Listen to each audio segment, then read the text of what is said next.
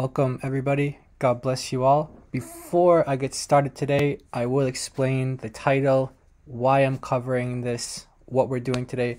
Before we do that though, I want to read a psalm, and I want to read from Psalm chapter 133. And so the subtitle for this is Blessed Unity of the People of God. Blessed Unity of the People of God. And it begins by saying a song of ascents of David. Behold, how good and pleasant it is for brethren to dwell together in unity. It is like the precious oil upon the head, running down the beard of Aaron, running down the edge of his garments. It is like the dew of Hermon, descending upon the mountains of Zion.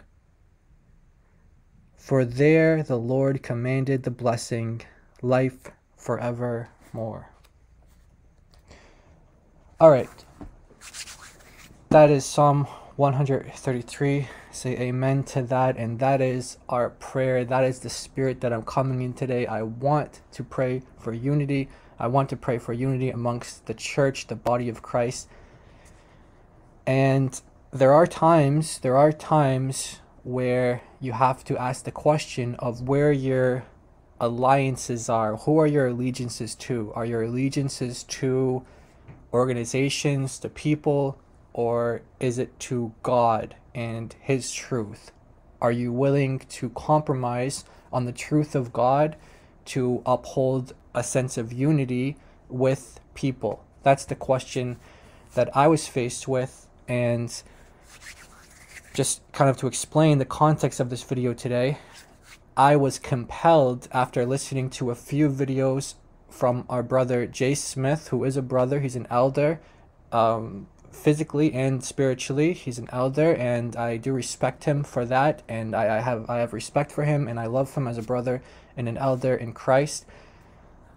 He had a guest called Thomas on his show recently. They've been talking about what they believe to be the origins of Islam. He's giving his theories and his ideas, and in doing so, some of the theories that he raised intercept or interact with Christianity, and he's trying to say that some areas of Christian history and Christian theology, and in terms of history, serve to be the kind of predecessor or forefather, spiritually speaking, of certain Islamic beliefs.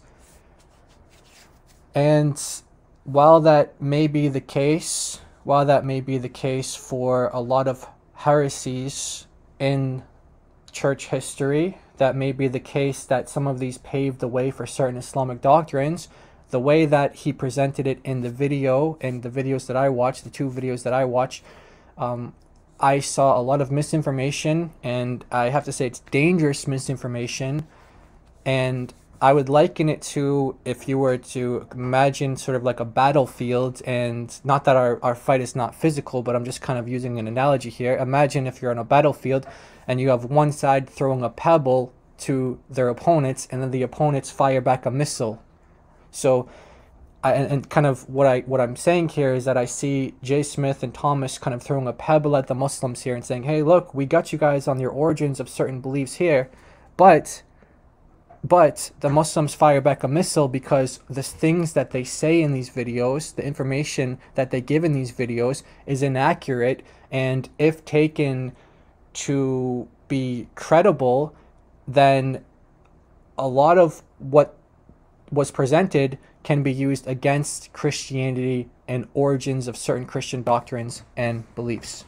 Okay, so without further ado, we're going to get into the video, and we're going to talk about whether or not there were misunderstandings, or this is actually the information that was being presented.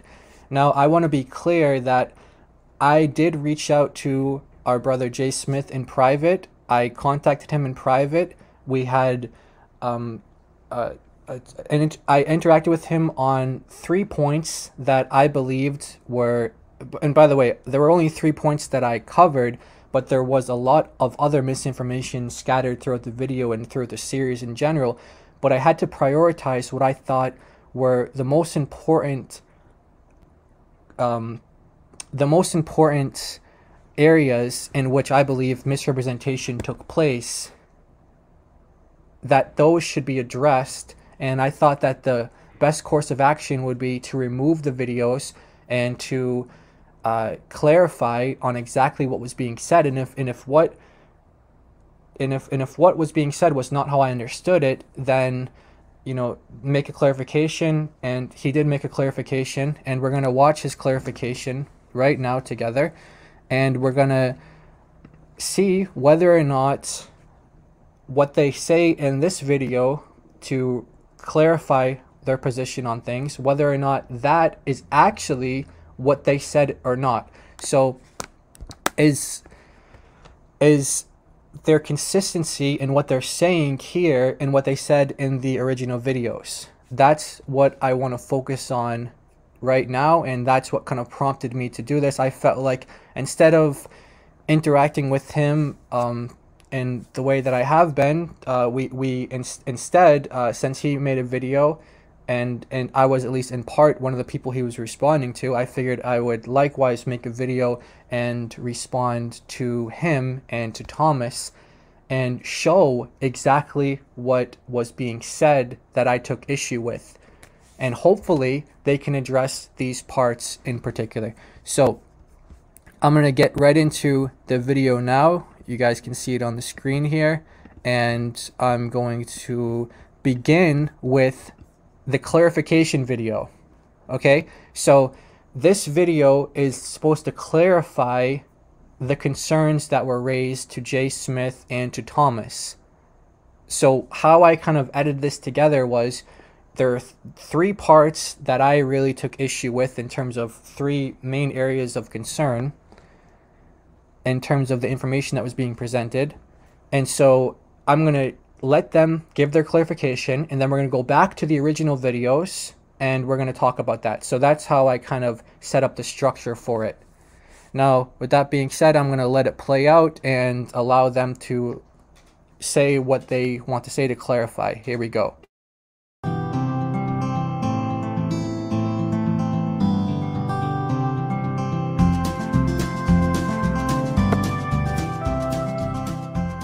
Okay, listen, there are times every once in a while when we have to stop what we're doing and we have to correct what people think is a mistake. And this is particularly the case now with the last two videos we put up. We've been going through what Thomas has been going through, what was the soup or what was the antecedents, what was the precursor to this anti-Trinitarian stance that the Islam took on. Islam is definitely anti-Trinitarian.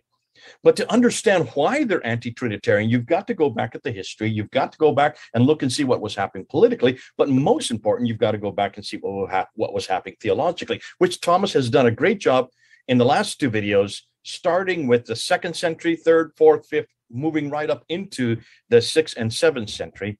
But there have been misconceptions or things that people have thought Thomas said, which in reality he didn't say. So that's why we're going to do this quick video. This is an addendum to try to correct those mistakes. And there are three questions that I'm going to pose to Thomas that have come from many different sources. Quite a few of you have emailed me, or you have texted me, or some of you even called me. And it's also on the description, on the comments box. There's quite a few comments where you are concerned of what Thomas was saying, and understandably so, because you think that Thomas was supporting the view of the mainline church, both in the West and the East.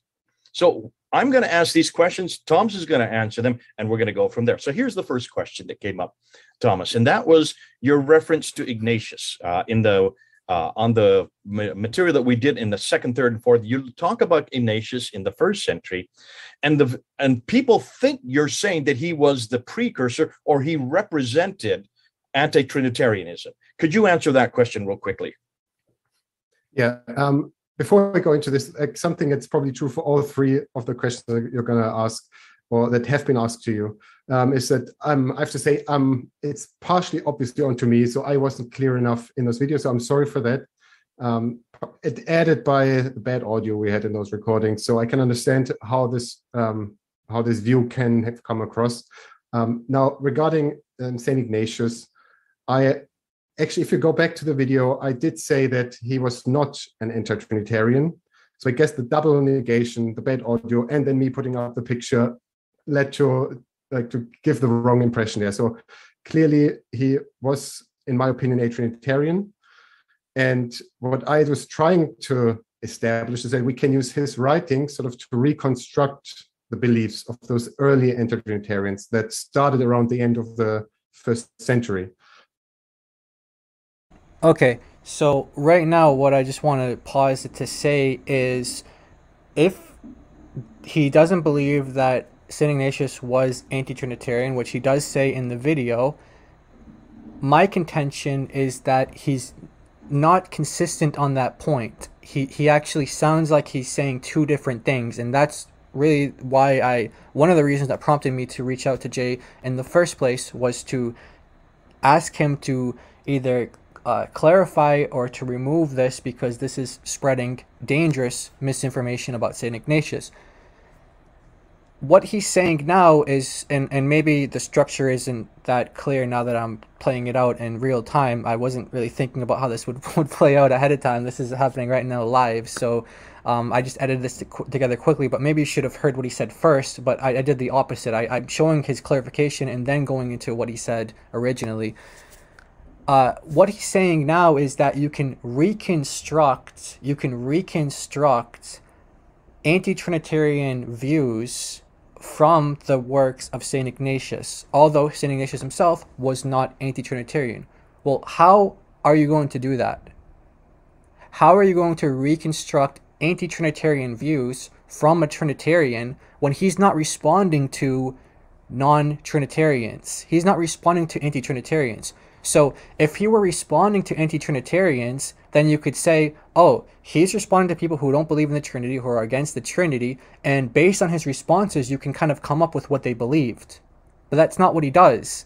So how are you going to reconstruct his writings to come to a conclusion of what anti-Trinitarians believed?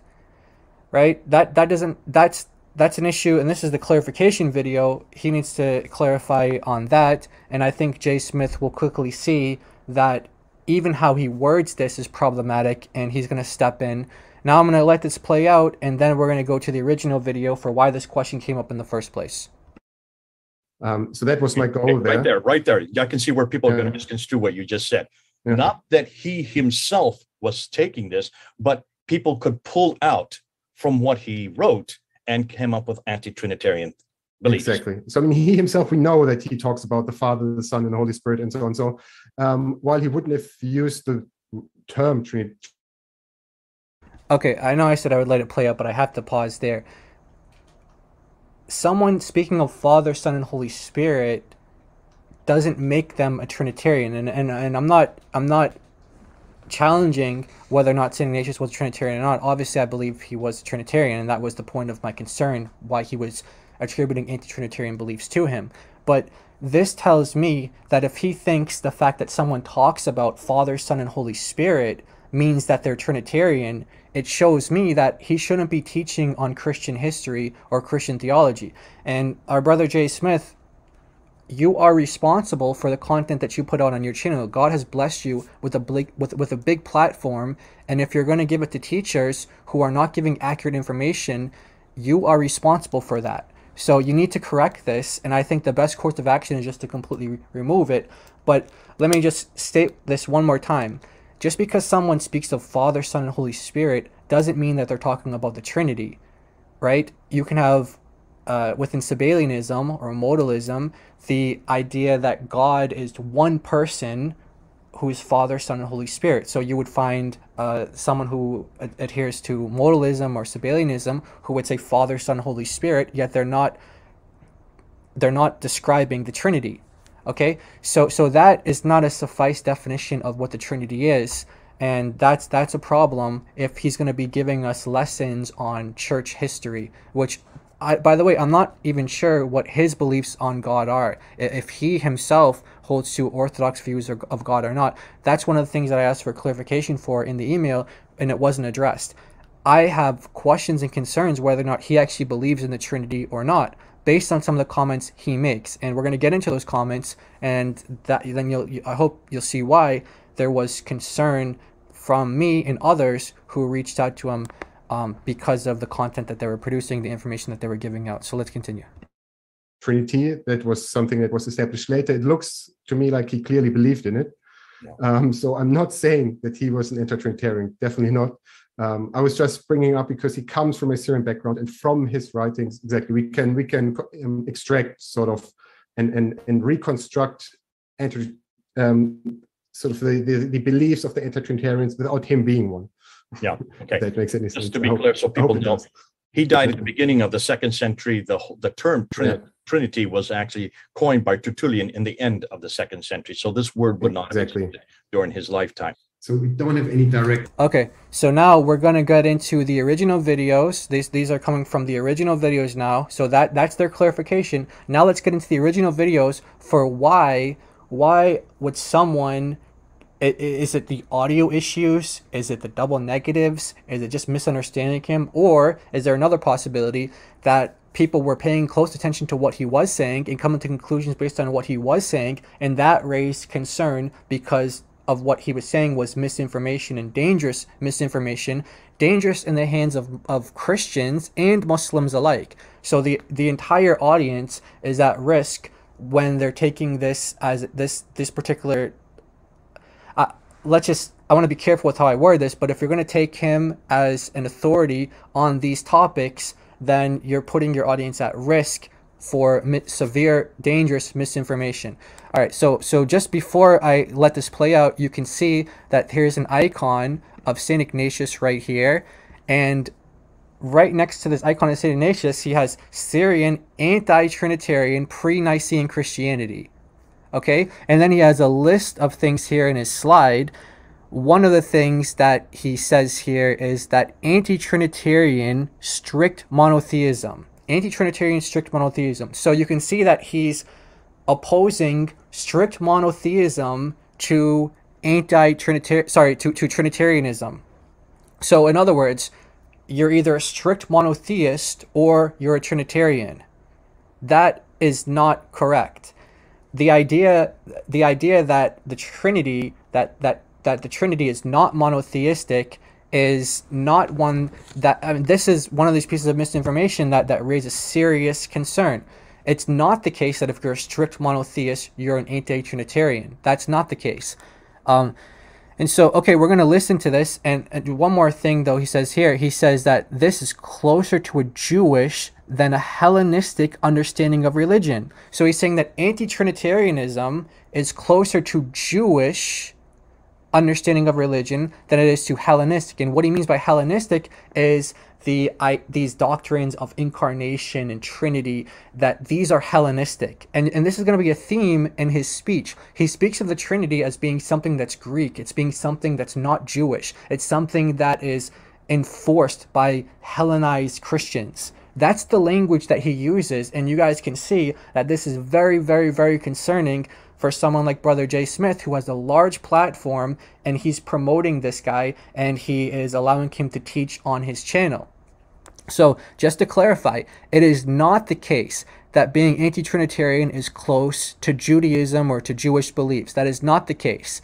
There's much research, especially in the last century, on this. There's much research on the Jewish roots of the Trinity. I'm not going to get into that now, but it's not the case that being anti-Trinitarian is being Jewish. Okay, that is not the case. It's not the case that it's Hellenistic in the sense of it being foreign to the Hebrew Bible, and these are just kind of Greek philosophies and Greek ideas. That's not the case. And then there are other things here that are mistakes as well. Like I said, I had to prioritize the misinformation in a way to which I saw which was most dangerous. There is other misinformation in this video and in the series as a whole that I don't honestly have I don't want to respond to right now. I don't want to bring it all out right now. I want to prioritize it and just show you guys the kind of the most dangerous things, the most dangerous misinformation. And there are other things that are just misinformation, whether it's relating to Christianity or to Islam. There's misinformation on both aspects there, unfortunately, and it is being promoted. So let's continue on. Let's see what he's saying. Again, this is the original video that gave rise to that question that we just saw. Let's see what he says. Sources from the 2nd century, but we can piece it together a little bit. And one way of doing it is looking at Syrian theologians of the time, even though they weren't anti-Trinitarian, but who still had this Syrian mindset, if you will. So notice he's saying that although these theologians were not anti-Trinitarian, they still had a Syrian mindset, and this Syrian mindset is somehow incompatible with Trinitarian ideas or beliefs. Where is he getting this from? I don't know. He doesn't give sources. He doesn't actually source or reference things, and that's going to be a problem because he makes a number of claims that you really should give sources or references for, because honestly, some of the things that he presents, it's like first time hearing, and I'm not saying that I'm an expert in this field, but he should provide sources if he's going to be presenting this information out there like that. So okay, let's continue on. So again, he's making a contrast between what he says is, the Syrian mindset, and this is kind of contrasted or incompatible with the idea of the Trinity or the incarnation, things like that. Let's continue. We're taught in this Syrian tradition, and one of them is, for example, the one who's on the picture right here, and that's Ignatius of Antioch. He's the 3rd patriarch and bishop of Antioch after St. Peter, and he died around 115 AD. So we're really early in the church history. And even though he is not an anti-Trinitarian. Okay, so right there, he says, even though St. Ignatius of Antioch is not anti-Trinitarian, listen to what he says. Listen to what he says. Even though he's not anti-Trinitarian, let's listen to what he says right after that. There are some things that in his writings that sort of give us a hint. Okay, there are some things in his writings that sort of give us a hint. So there are things within the writings of St. Ignatius of Antioch that give us a hint to anti-Trinitarianism. That is what he's saying. This is not a misunderstanding. This is not audio issues. It's not miscommunicate. No, this is exactly what he's saying. This is what he's saying. What he's saying is that you can find anti-Trinitarianism, traces of anti-Trinitarianism within the writings of St. Ignatius of Antioch. And then he's going to give us an example. And because he received a lot of feedback on this, critical feedback on this, Brother J. Smith received a lot of critical feedback on this. Because of that, because he received a lot of critical feedback on that, he kind of added some things in the description box to kind of explain what he thinks should be be clarified, or what he thinks should be emphasized. And unfortunately, it is the case that one of the clarifications that or the descriptions that he makes is inaccurate, and what he says is actually not what is being said in the video. So the description box does not represent what is actually being said in the video, and I'm going to show that right now. So for instance, he believes very much in a theology of proving oneself. So what he just said is that he believes. Listen to that one more time. He's saying that he believes. Who believes? St. Ignatius of Antioch. He's saying he believes this. He believes this. Listen to this. He's saying St. Ignatius of Antioch believes this. Listen to this. Things that in his writings that sort of give us a hint. So for instance, he believes very much in a theology of proving oneself. He believes very much in a theology of proving oneself. St. Ignatius of Antioch believes in this according to Thomas. And according to Thomas, this is anti-Trinitarian. Listen carefully. Now check this out. this is in, before we get back to it, this is the description box. This is the description box in his video. This is the video that this is being played, like where this information comes from. It's on this video. In the description box, what he says here is, he says 115 AD, Ignatius of Antioch is the bishop at that time, who was a strong Trinitarian. So this is Jay Smith now clarifying. He's describing what the content of this video is. Unfortunately, though, he doesn't represent what is actually being said. So he says, yet there were other Christians. So he's saying St. Ignatius is over here, but there were other Christians in small communities who believed in proving oneself. Is that what Thomas just said? Did he just say that there were other... Is that what Thomas is saying? Is he saying that there were other Christians over there, that there were other Christians that believed in proving oneself? Or does he ascribe this to St. Ignatius himself? Is that what he's saying? He's saying, yet there were other Christians in small communities who believed in proving oneself by following the example of Jesus in order to gain salvation. This is a form of salvation by works. So what's described as a salvation by works, and what is being said is this is other Christians. Thomas is not saying that in the video. His own words. Listen to his own words. Listen to his own words in what he says here. He believes very much in a theology of proving oneself. So he's saying that St. Ignatius of Antioch believes in this. And according to the description, this belief is works by salvation. Also, he says right now that this is anti-Trinitarian. So check this out. So proving oneself in the eyes of God by following in the footsteps of Jesus. So that's something we will find out is like a very, very important part of this anti-Trinitarian belief. Right. So right there, he says right there that this is very important for anti-Trinitarians, that this belief is very important for anti-Trinitarians. So he's ascribing to St. Ignatius of Antioch the belief that he says is important to anti-Trinitarians. So if you're not saying that he's anti-Trinitarian himself, then why are you attributing beliefs to him that you're saying are fundamental to anti-Trinitarianism? So my suggestion to Brother J. Smith, the best course of action would be to remove this video, because this is misinformation. It is not true that St. Ignatius of Antioch believed in anything that anti-Trinitarians believed in relation to the nature of God or anything like that. So let's continue on. Also, what we see is some terms being used. So, for instance, Jesus is the servant of God. That's a title that is quite common in this early Syrian Christian community. But sort of disappears over time within the church, because it has this connotation: if you're the servant of God, then you can't be God. Okay. Where is he getting this idea from? Again, Brother J. Smith, this is your channel, your platform. This is misinformation. Who believed that you could either be the servant of God or God?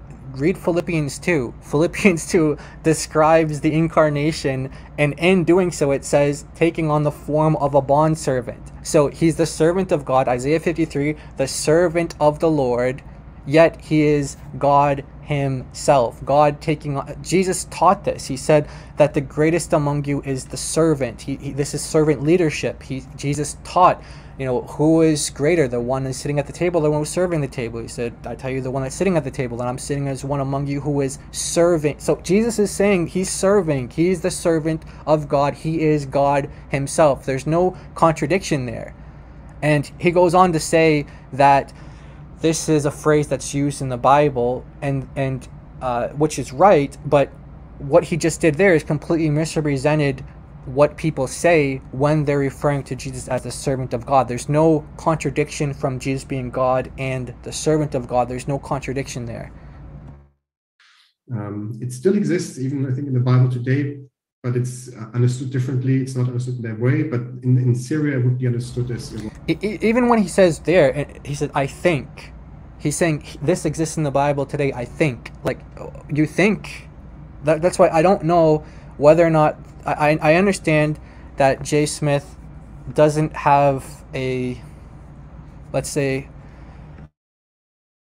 he doesn't have a policy where his guests have to be Christians, and I can understand that if you have experts in the field that are not Christians and you just want to kind of take their expertise for whatever they specialize in, and you want to share that information. I can understand that. There's a specialist. You want to give what they say.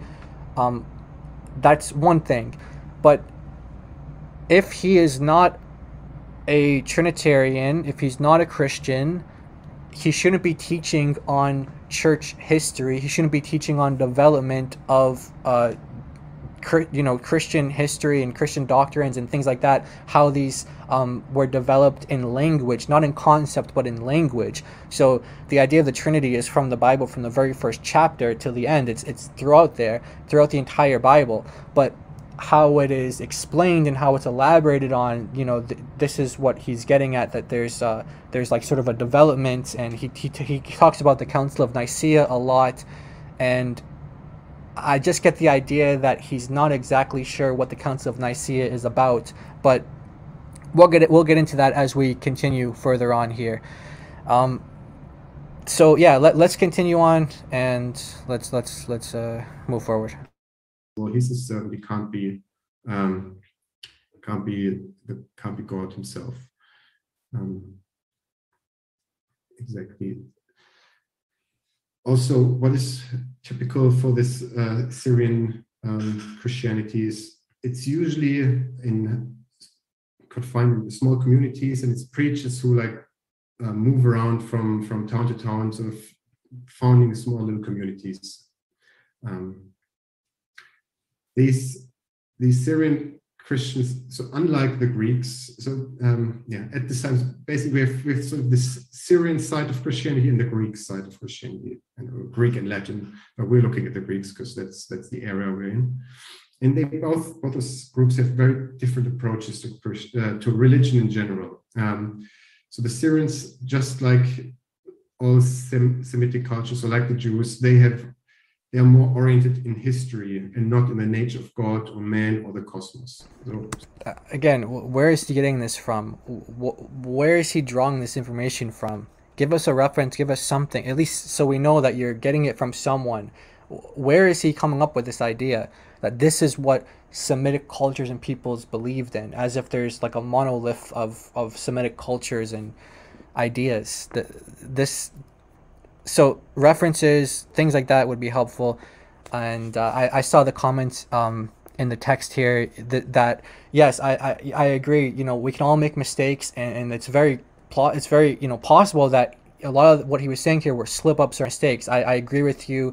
The comment that was made here in the live chat, it's possible that a lot of these were just mistakes or slips of the tongues, but that was the point of the emails and calls and people giving feedback to Brother Jay Smith, because they were saying, look, whether this was a mistake or not, slip of the tongue, whatever it was, which in most cases, it wasn't a slip of the tongue, it was just clear misinformation. But let's just say in some instances we want to be gracious and assume that possibility.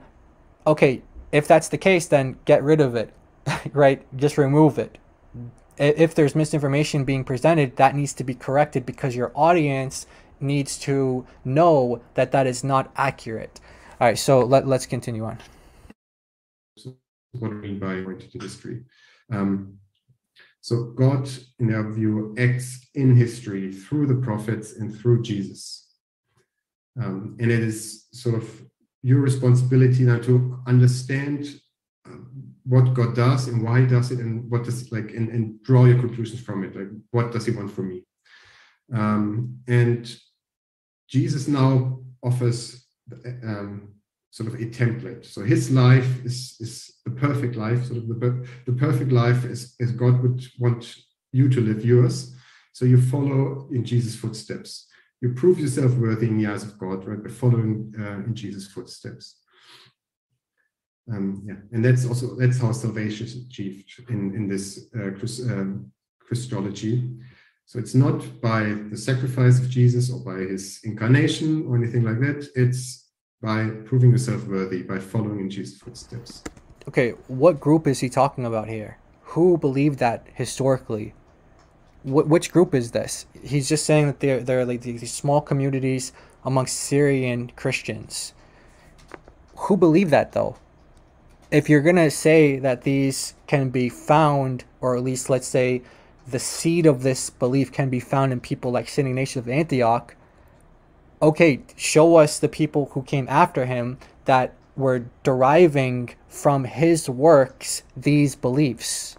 If you're saying, okay, I misspoke and I didn't mean to say that he's anti-Trinitarian and then attribute anti-Trinitarian beliefs to him, if that's a misspeaking, then tell us at least this group of people that were getting this information from St. Ignatius of Antioch. And this is a big deal. We're talking about St. Ignatius of Antioch, we're talking about St. Polycarp, we're talking about the John the Apostle. They learned from the Apostle John. That we're not talking about generations and generations later. We're talking about disciples of the apostles. And if you're going to attribute anti-Trinitarian heretical beliefs to them, that's extremely problematic. And then you're going to say that these are so what he's getting at here is he's saying that there is this emphasis on works-based salvation. There's not an emphasis on the incarnation. There's not an emphasis on Jesus coming and dying for our sins and the atonement and rising from the dead. That's not the emphasis. The emphasis is on how you live your life and this kind of works-based salvation. And so he's saying that kind of paves the way for Islam. Islam comes along and Islam is saying that Jesus wasn't crucified. Why? Well, because these Christians didn't actually believe that the cross was important, so then that kind of paved the way for Muslims to say that the crucifixion didn't happen because that's not important to salvation. And now instead of following the model of Jesus, now they're following the model of Muhammad. And that's what he's suggesting. Again, you're throwing a pebble at the Muslims and they're shooting a missile back at you. This is not accurate information. This is dangerously inaccurate information, not just in the hands of Muslims, but in the hands of your Christian audience as well. Let's continue. So they are anti-Trinitarian and strictly monotheistic. So they reject this idea of a Trinity. Again, strictly monotheistic,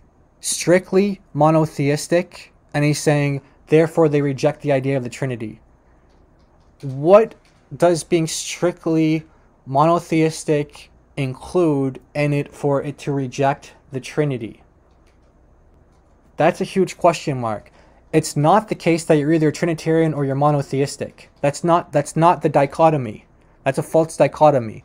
It's not that this is just confusing what the Trinity is, which is the belief in one God. Okay, so it's not the case that you're either monotheistic or you're Trinitarian. That's not the case. So again, his language that he uses strikes me as someone who doesn't believe in the Trinity. I'm not saying he doesn't believe in the Trinity, but it wouldn't surprise me if he doesn't believe in the Trinity based on the language that he uses. So there are major question marks, and I wish our brother Jay Smith would have responded to this. The question is, does Thomas believe in the Trinity or not? That is very important if you're going to take him as a source for someone teaching theology. Although, all of what I said, it's still quite blurry at the beginning of the 2nd century, right? But we actually do get a better picture with this guy. So on this picture, you see, this is a 18th century rendition of Paul of Samosata. Okay. I don't really want to get into this. I didn't actually intend to include this, but Paul of Samosata, he says, well, let me just continue what he's saying here. He is one of our best sources for this anti-Trinitarian Christianity. Okay. The fact that he's calling him anti-Trinitarian tells me, again, he's misinformed on church history. Now, he is a heretic, but he's heretical because of his views of the Trinity. He had heretical views of the Trinity in terms of subordinationism and different ideas of how the Father relates to the Son and the Holy Spirit. So to say that he's anti-Trinitarian, it tells me that, again, I'm not here defending this. I didn't mean to include this part, but this is just another piece of misinformation someone who was not anti-Trinitarian. I mean, you could say anti-Orthodox Trinitarian, but that's not what he's saying. But you could, if you want to represent it like that, you could say, here's the Orthodox Trinity, and then here is his version of the Trinity. You could say that it's anti-Orthodox Trinity, but what he's saying, he's presenting him as like kind of like the forerunner to these Islamic ideas. All right, so let's continue on. Well, hopefully this part isn't too long, and we'll just get to the next part here. The second question that came up was the reference to your Eastern Church. And I assume by the Eastern Church you're talking. Okay, so now we're on the second part. Again, this is the clarification, and then we're going to get to the parts of the original two videos that led to this question being asked. So here's the question, and here's the clarification, and then we're going to get into the original videos to explain why this concern was brought up. Talking about the Nestorian Church, that they do not have an emphasis on the cross for salvation, that they believe living in a Christ-centric life. Is that what you were saying? I didn't pick that up, but if you could respond to that. Yeah. So again, this is definitely not what I was trying to say. If they came across the way, I'm sorry. The Nestorian Church, which is officially called the Church of the East, clearly was Trinitarian. There's no question about it. They adopted the Council of Nicaea in 410. So, I mean, that should solve the issue. What I was referring to when I was saying that in this Eastern Syrian tradition, that people did not see the cross as the path to salvation, but following Jesus' footsteps, those are not the Church of the East. Those are these anti-Trinitarian Christians who are a minority in the East, who would position themselves against the Church of the East and who saw the Church of the East as their ideological enemy, if you will. Okay, and I think you'd use the word just small groups. These were small groups. By that, you mean they were small groups that were in the minority. They did not represent the majority church in the East at that time. Exactly. And they existed basically where the church was weak or where there wasn't an established hierarchy. But wherever there was an established hierarchy, they probably, well, they would, we don't think they existed there. Yeah. Here we are. So okay, so that was the question, that was the clarification, and now here's the reason for why that was brought up as a concern in the first place.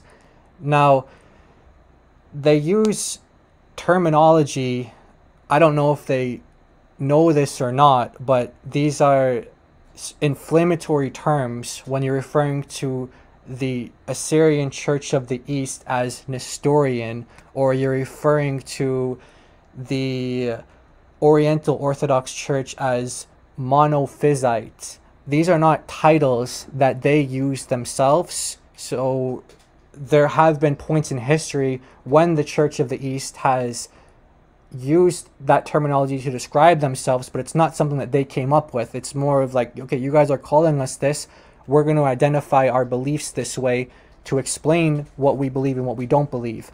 The idea that you can, just call them these things, you're actually, they're not friendly terminology. This is not friendly terminology. So monophysites, the Oriental churches prefer miaphysites, and I just wanted to clarify that. So even the terminology that's being used is inflammatory, and it's kind of loaded in terms of, you could say as, well, I don't want to get into too much detail on that, but let's just get into this part here. We don't want to make it too long. So here we go.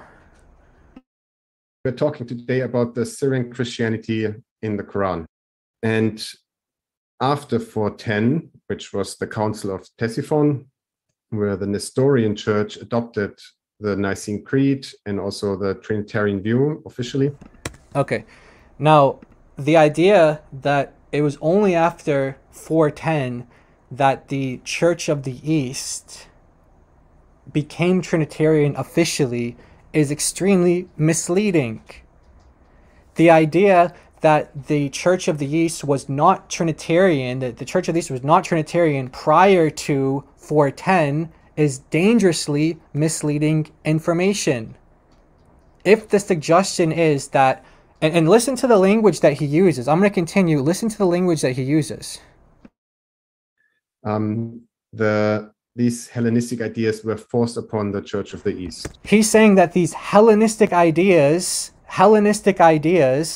the Trinity, were forced upon the Church of the East. Forced? He's saying that the belief of the Trinity, again, he's saying is Hellenistic. Again, where are you getting this idea that the Trinity is Hellenistic? Where are you getting this idea from? And that they were forced, that these views were forced, that the Church of the East wouldn't have believed in the Trinity had it were not forced upon them by these Hellenistic Christians. This is incredibly misleading and false information. And you'll see here, even in his even in the slides here, he talks about, he says, after 410 AD, Hellenistic ideas were forced upon the Church of the East. Forced upon. Hellenistic ideas. The Trinity, Hellenistic ideas. Again, this is incredibly false information. This is why people who are critical of the information presented in these videos, they need to be removed. This is something that you need to get rid of. You're promoting at this, your channel right now, your platform, Brother Jay, is promoting false ideas. This is not accurate information. And within this Church of the East, the Syrian theology then only survived in the gaps. So that means a strict emphasis on monotheism and a strict separation of the human and the divine. Okay, a strict emphasis on monotheism. Again, he's contrasting strict emphasis on monotheism to the Trinity. That's not a meaningful contrast because the Trinity isn't against monotheism. The Trinity, the whole, like, this is not something that I feel like I need to explain to someone like Brother J. Smith. Brother J. Smith, you're an elder. You know this. You know this is not accurate. There's not a contrast between the Trinity and monotheism. Again, there's not a contrast there. And to suggest, to imply that if this hadn't been forced upon the Church of the East, and then these small subgroups were kind of scattered afterwards, you know, they didn't want to submit to this authority, this Hellenistic Byzantine authority, that whatever he's suggesting here, he's saying that prior to this enforcement, that this was the mainstream or this was the popular belief. That's not true. That's not accurate. Divine parts of Jesus, but still also a focus on proving oneself. But other than that, sort of it was sort of a Hellenization through the back door for the Nestorian Church. Again, a Hellenization. To suggest that the incarnation, doctrines of the incarnation and Trinity are just these Hellenized ideas. These are just these Greek ideas. They're not related to the Jewish, they're not related to Jewish ideas or Jewish thought. They're not related to the Hebrew Bible. These are Hellenistic ideas. It gives me the impression that Thomas is not Trinitarian. He doesn't have high views of the Trinity. And if you actually believe that, and Brother J. Smith, if you are okay with this information being out there, you just have to know the implications. There are major implications to what he's saying, and this is not accurate. This is not credible information. So let's continue on. And the writers of the Quran, they rejected this Hellenization of their Syrian Christianity. Okay, let me just so people understand. When you say this rejection of Hellenistic, we're on the gaps, you mean in isolated pockets? Exactly. Yeah. So the Nestorian Church wasn't as widespread as, for instance, the Catholic Church was in the Roman Empire. The idea that the Church of the East, the Assyrian Church of the East, was not widespread or as widespread as the Byzantine Empire. Again, this is just ignorance of history. You have the Church of the East from Egypt to Cyprus to India to China. I mean, there are bishops of the Assyrian Church in Tibet, in China. We're talking about from India to China. They were so widespread. The idea that the Church of the East were just like this small little group, and they were nothing compared to the Byzantine Empire. Yeah, they weren't as big as the Byzantine Empire, but they had major, widespread and wide influence. And this is not something that's debatable. We have evidence, we have archaeological evidences in China. This is not something that's disputed. So if you're suggesting that this church was anti-Trinitarian before these ideas were forced upon it, and that it's okay because they were just a small little church, they didn't actually have this widespread. No, that's not true. They were from all the way from Egypt to China. So again, misinformation. This needs to be removed. The Byzantine Empire, so their core regions where they were really strong and well established with lots of bishops and so on. So that was mainly the Mesopotamia around Ctesiphon, but all across Mesopotamia actually, and then some pockets here and there.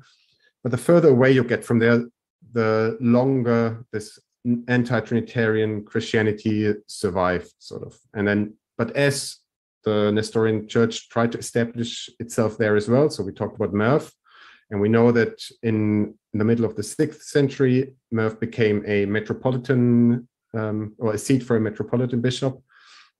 So they tried to establish themselves there, and then the locals would have, or those anti-Trinitarian locals would have rejected that, and then sort of formed a counter movement, if you will. The fundamental theology of the Quran comes straight from pre-Nicene Christianity. What? Did you guys hear that? Listen to that one more time.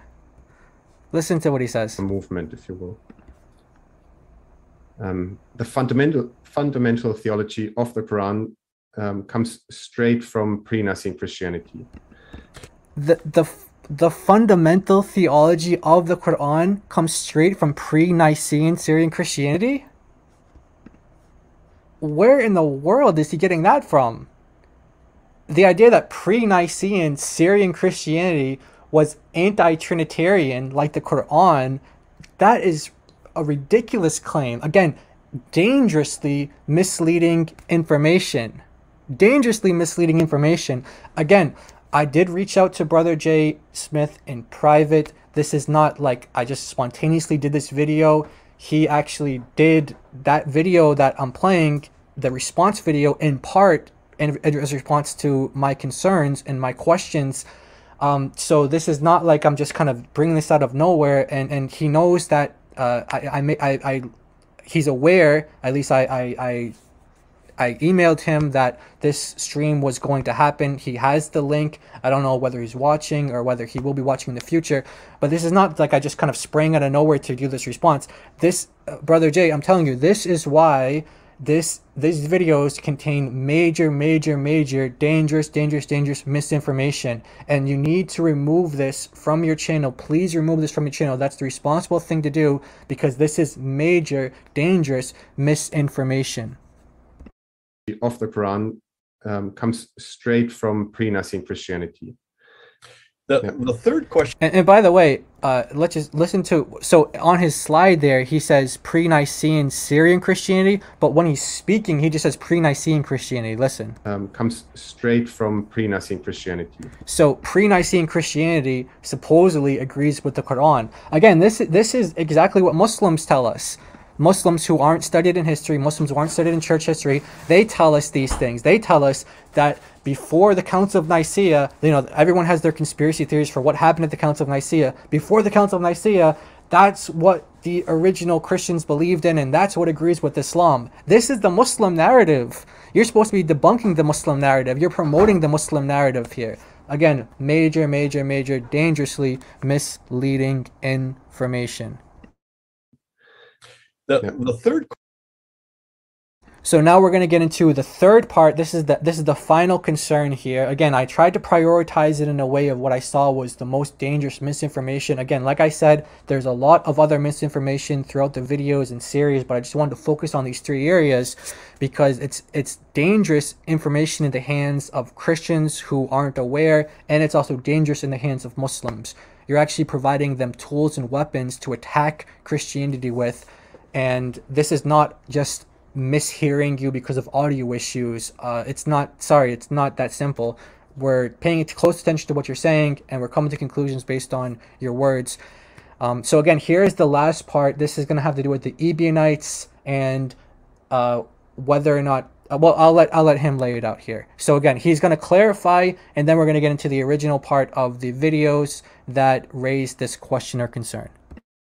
Question that came up had to do with your reference to the Ebionites. And the Ebionites, people believed what you were saying was that the Ebionites, who we know are very heretical, we know that all the early church fathers confronted the Ebionites, but that they heard you assume that the Ebionites represented early Palestinian Christianity, in contradistinction, say, to Hellenistic Christianity, that they embodied the faith of the early church. Were you saying that?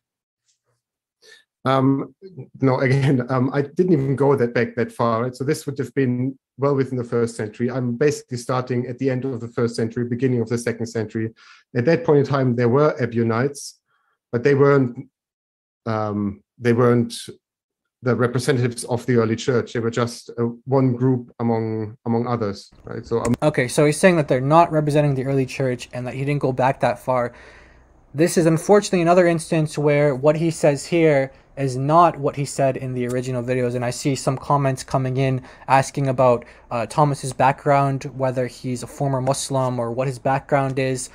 I actually don't have that information. I wanted to get that information from Brother Jay, but unfortunately that wasn't brought up. It wasn't responded to. It's very important to know whether or not someone who's teaching church history and Christian theology, whether that person has orthodox views of God or not. That's very important to know. And I think that your audience has the right to know whether the person teaching them about Christian history and Christian theology actually believes in the Trinity or not. I don't think that that's an unreasonable request to know about their beliefs. So please, Brother J. Smith, there are comments coming in the live chat, and that is a concern that I have as well. It's a question that I have as well. Can you please tell us whether or not Thomas is a Trinitarian or not? That's very important since he's going to be teaching us about Christian history and Christian theology. I'm not saying that they came first or it's like the right belief. It's just that by that time that we went delve into this history, they were a factor, and they influenced this Syrian anti-Trinitarian group, which we were then focusing on. But that's the end of it. So I'm not saying that's representative for the early church as such. No, definitely not.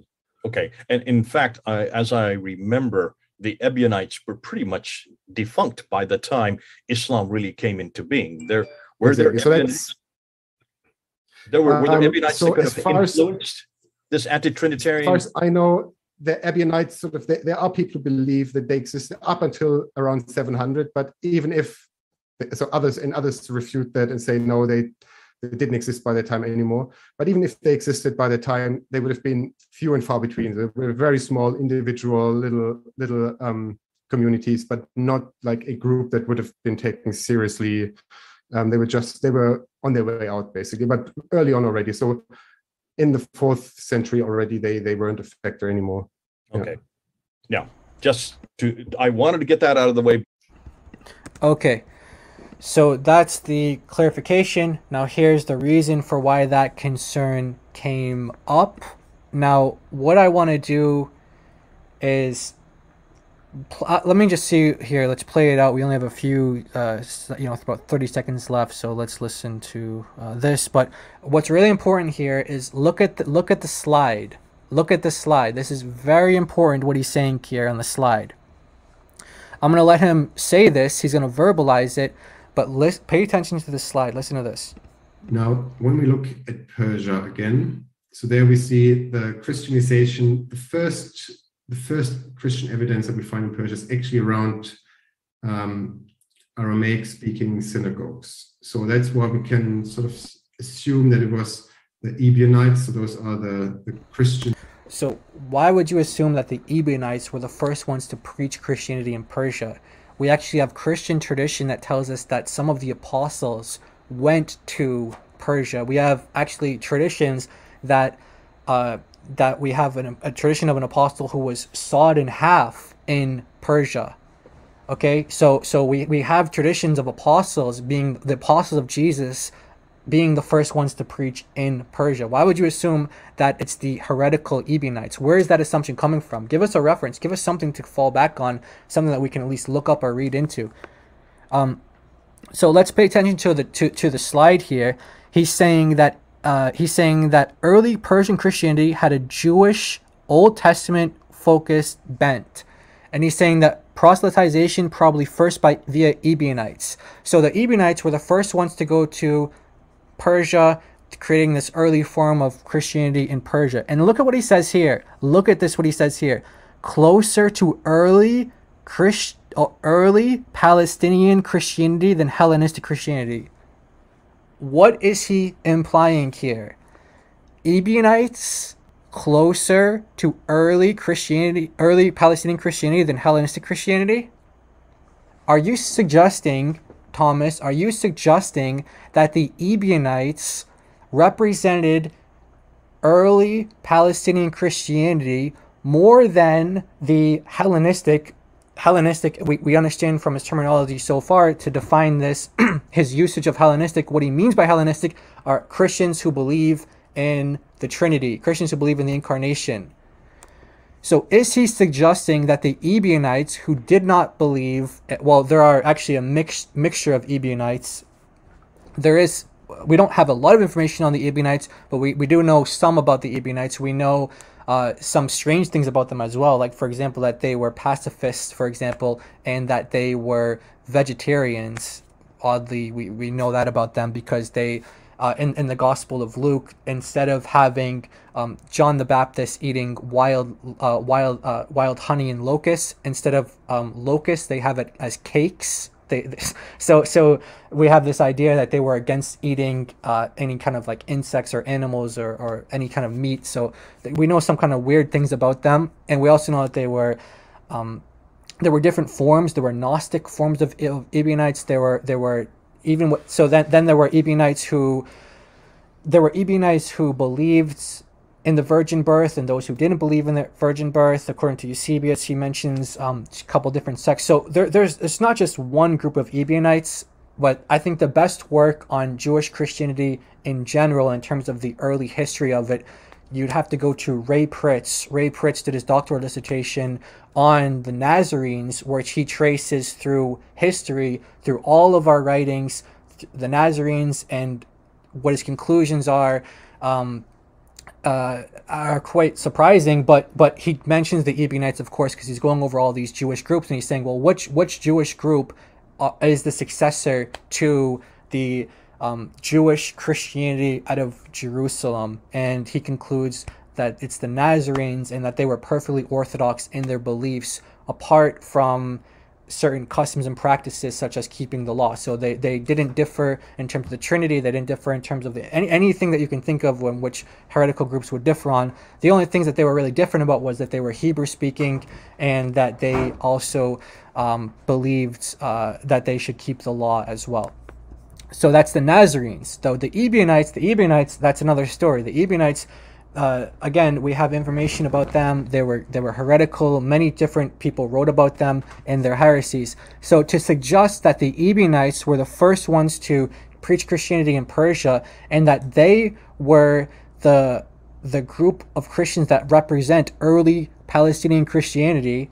So what he means by that, he's putting it against, he's contrasting it to Hellenistic Christianity, which by that he means Incarnation, Trinity. Basically, that's what he's focused on in terms of these ideas.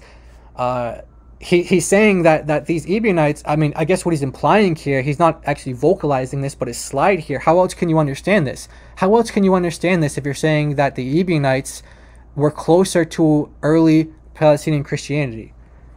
That is dangerously misleading information if you're going to suggest that the Ebionites were closer to early Palestinian Christianity than Trinitarian Christians. Again, if that's what's being said, that's completely false. That's completely inaccurate. Now, we just reached over an hour, about 5 minutes over an hour. I did send the link to Brother Jay Smith. I hope that him and Thomas do watch this. I would love to get my ultimate goal would be, hopefully you saw by now, that there was misinformation, that's dangerously misleading and inaccurate information presented in the videos, and hopefully I think that you would agree that the best course of action would be to remove these videos, and once those videos are removed, this stream goes down as well. This stream goes away. If you remove these videos, and this is not like a threat or something, I'm not like giving you an ultimatum, I'm just saying, if you remove your videos, there's no reason for me to have this stream up anymore, so this stream gets taken down as well. So what I think the responsible thing to do, since you're having a guy teach on your channel, on your platform, the responsible thing for you to do is to remove that, take it down, and just maybe, I don't know, whatever course of action you think is best after that. I think that the best course of action, the responsible thing to do is to remove those videos, and then once you do that, this video goes down.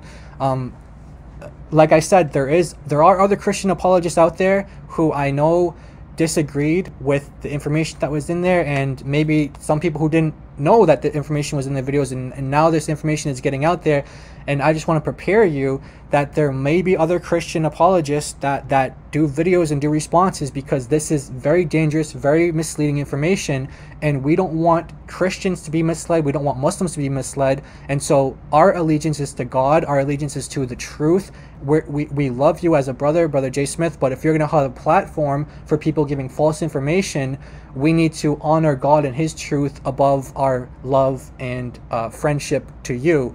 And you know, I reach out to you in private, so you know that, hopefully you know that I'm coming from a place where I want the truth to be represented and presented. I don't want misinformation to be out there, okay? So hopefully you know this is not out of hatred, this is not out of anger, anything like that. It's out of a love for the truth and just jealousy for the truth. I want the truth to be presented. I don't want misinformation to be presented.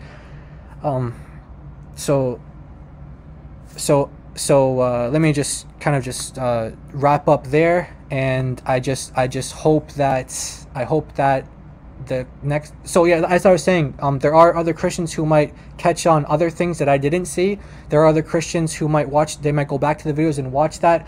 People who are, let's say, more well versed in church history, people who know the church fathers, people who better, and people who can represent better. What I'm doing is I'm just kind of giving breadcrumbs to people and saying, look guys, this is the information Brother J. Smith is putting out. He needs to be held accountable for this. And those of you who have you know, bigger platforms or bigger channels and you want to shed light on this as well, I encourage you to. And I would say that's something that, you know, and then of course if he takes down his videos, then I'm not suggesting that we just keep him on blast or something, because the idea is to get rid of misinformation. And I think that if he does the responsible thing and takes it down, then we can take down our videos. But I'm just saying, Brother J. Smith, now that this video is out there might be other Christians who want to respond to you, and you know, you're gonna have to please just do the responsible thing and take that information down. Dangerous misinformation. I'm going to end it here, guys. I'm kind of like repeating myself, but yeah, I don't want to keep it too long either for Brother J. Smith as well. I don't want to keep his, you know, I appreciate his time and respect that he's going to watch this in the first place. So going to end it there. I appreciate you all watching, and please you guys now spread this.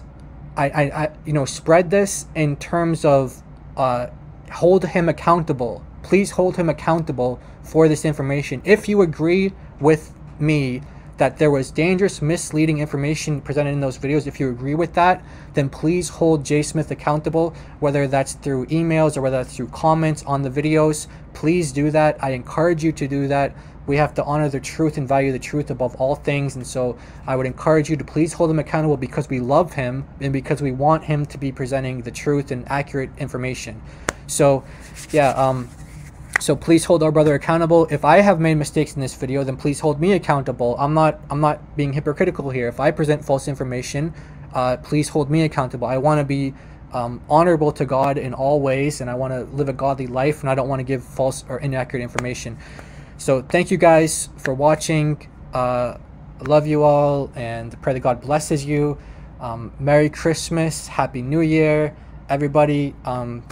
I hope that we can learn from this, that our allegiances need to be to the truth and to God, and to hold our brothers and sisters accountable when they have big platforms and are spreading misinformation. Thank you. God bless everybody.